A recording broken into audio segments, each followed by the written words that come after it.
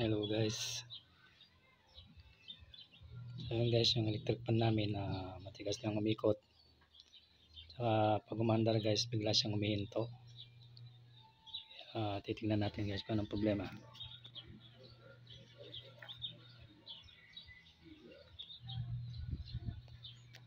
Ayun, pansin nyo, may itim na dito. Mahirap siyang paikutin.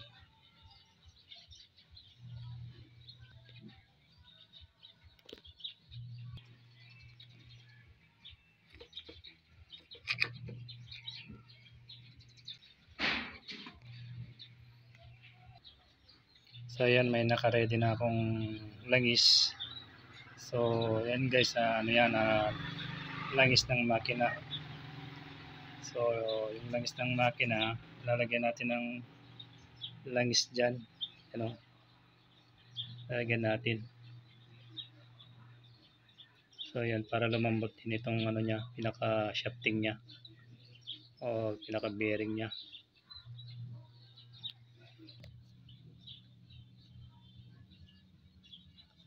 So ayan, lalagyan natin ng langis dito.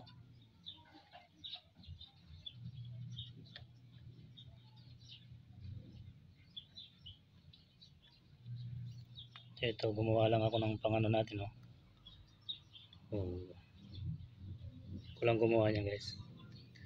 So ayan guys, lalagyan natin din yung nasa loob niya.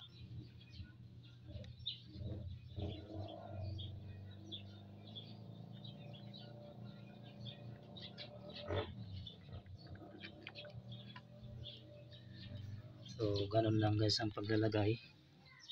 Huwag din sobrang dami. Pag sobrang marami yan, tatapon lang din guys, kaya ganyan ang paglalagay.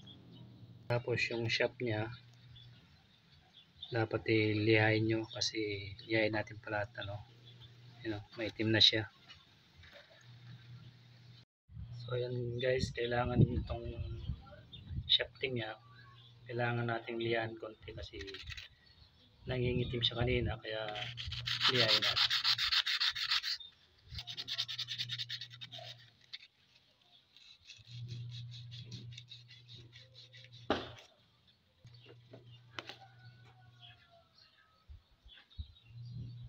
So ayan guys, okay na siya.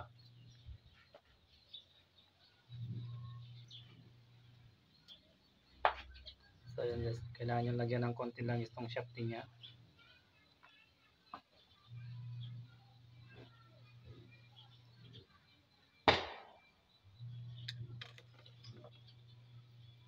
Ayan. Kita nyo naman.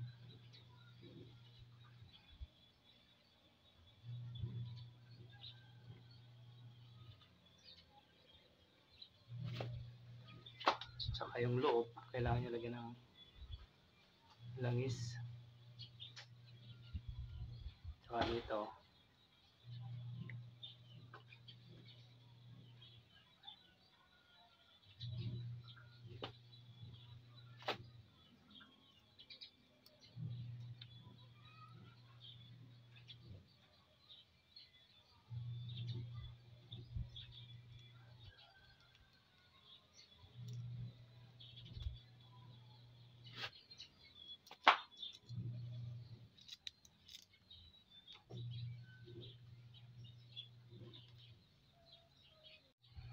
So ayan guys, tingnan nyo.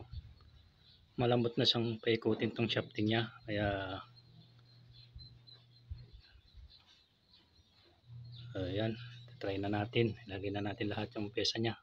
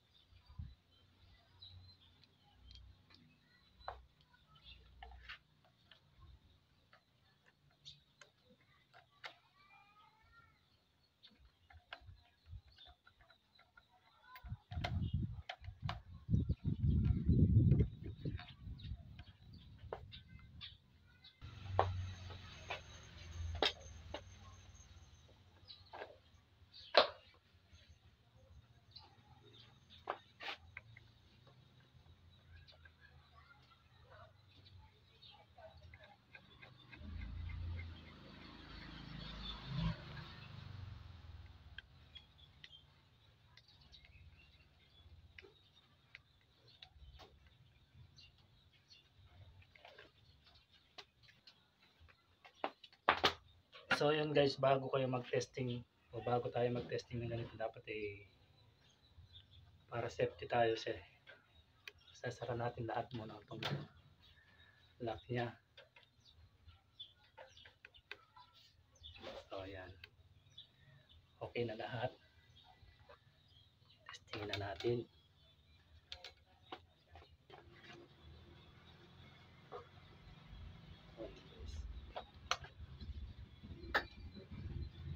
Ikot pa. So yan guys, so lakas number 1 pa lang yan ha. So lagyan natin sa number 2. Yan, number 2.